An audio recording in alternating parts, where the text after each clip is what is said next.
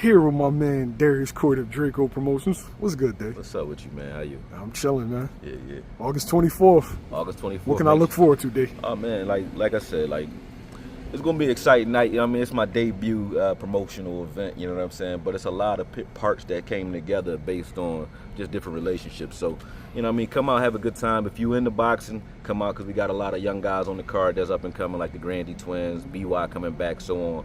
But even if you just stepping out, you want something to do that's like fun, safe, and chill. You know what I mean? For the grown and sexy, come out because we got a lot of people coming from not only Philly, the DMV gonna be in there, New York, so on. So it's a lot of people calling from different areas that's interested in this fight. So it should be a good event, man. I'm excited.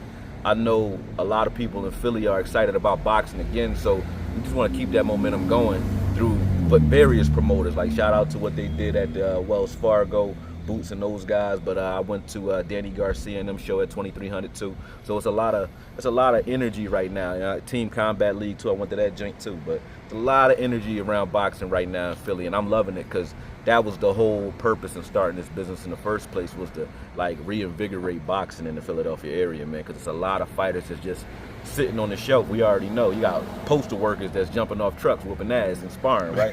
But they ain't got nowhere to fight, you know what I mean? So we needed to create a gauntlet or a platform for those guys, and that's where we at right now collectively. So I'm excited about that. All right, so sometimes I like to go on BoxRec and like just look at old fights and then look at who's on the cards, right? Mm-hmm. And that's a weird hobby. No, it's yo. Yeah, you gotta do what you gotta do. Bro. Yeah. This is one of those cards. There's been cards where it was like Ugas, Boots, and like all these guys before they became something down at like the 2300 arena. Right. I feel like you got a bunch of national champions on this card. Right. The Grandy twins. Right. Nasheed Smith. Right. Lamar Smith. Nasheed, I mean, he's gonna be exciting, man. Yeah. Go ahead. So Lamar Smith. It's a bunch of guys. Like this reminds me of one of those cards where you gonna be like, yo, I saw that guy when he gets to world level. I saw that guy. That's the whole premise. His third fight or his fourth fight. Like I saw this coming. That's why I've been saying to people, like, even if you're not there, make sure you watching it. You go out and stream it, because these are all the up and coming guys. And those are the fighters that we wanted to showcase in the first place. Guys that would be the champions or the names of tomorrow. You know what I mean? That's where we at right now. So yeah, you definitely hit the nail on the head with that. That's where we at right now, man. And it's like I said, it's exciting to me because, like I said, this is me stepping out with my first real venture in the boxing game outside of like training and managing, and to put it together this way, for all the different parts to come together the way they have, Gilly and Wallow and those guys doing their thing too. I'm just grateful and ready to move forward, man. Let them know the fight, Dave. Let them know how they can stream the fight. August 24th, definitely, at the Met, you definitely want to be there. You can stream the fight on bxngtv.com. That's bxngtv.com.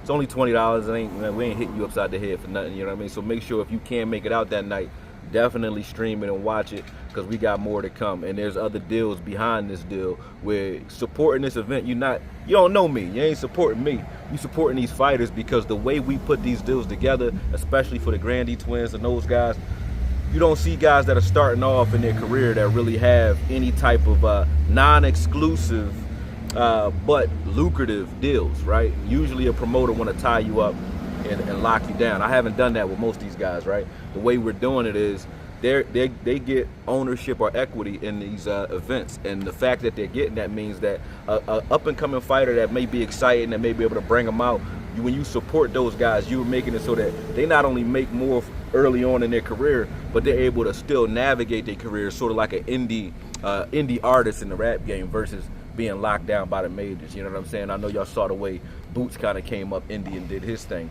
This platform makes it so that guys can kind of follow suit and do that, but still have equity without having to be junior promoters. They don't have to promote or be a promoter. I'm giving them equity because I want them to feel like they have the steering wheel on their career. That's my business model. I ain't saying it's the best in the world, but I know it's different from anything I've seen.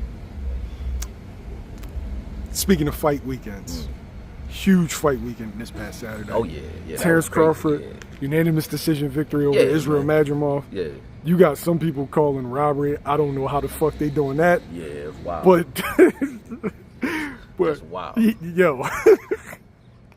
Yo, but on here they think we don't like Crawford for some reason. But because we from Philly. Yeah, it's because we think Boots will beat him. You know, yeah, but I think Boots will beat him, but that don't mean I don't like him. You know what I'm saying? Exactly. Yeah. 1 + 1 is 2. Right? Yeah. Last night's fight wasn't as close as what people are making it out to be.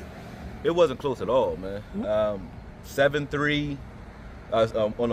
Sorry. 8-4. My bad. I had 84. Yeah, 8-4. 9-3, somewhere in there. That's how I looked at it. I couldn't give Madrimov more than 4 rounds. I couldn't give him that. If you look at the first half of the fight or the first 8 rounds of the fight and you gave Madrimov more than 2 rounds, you probably lying. And there's no way you can say that he dominated or did anything in any round in the first 8 rounds that would make you say he really took over any round. Now, you could give him 2 rounds and I wouldn't argue with you.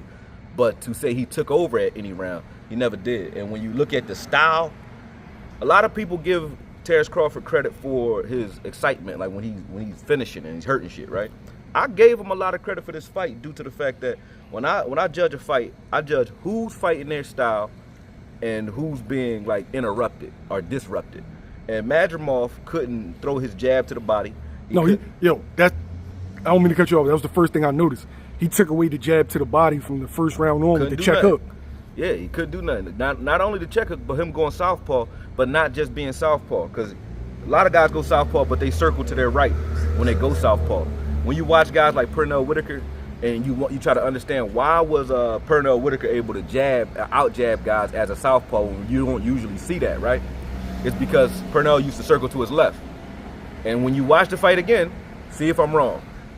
Crawford was circling to his left probably like 8 or 9 rounds out of the fight, and him circling to his left made it so he could still land his jab and keep, good distance with Madrimov. Madrimov couldn't really get off because of that, so instead of him coming forward, Madrimov was like trying to bait Crawford into countering. So you would see him throw out a lazy jab but take a half step back, almost like that was his cadence. He'd throw a lazy jab, half step back, because he was waiting for Crawford to overcommit to something, which was not a bad idea to start, but he never did it. So if Crawford's not doing it, it showed that Madrimov really didn't have an adjustment for Crawford's adjustment, which was, basically taking his body jab away. Once he adjusted, in the beginning of the fight, Crawford switched initially.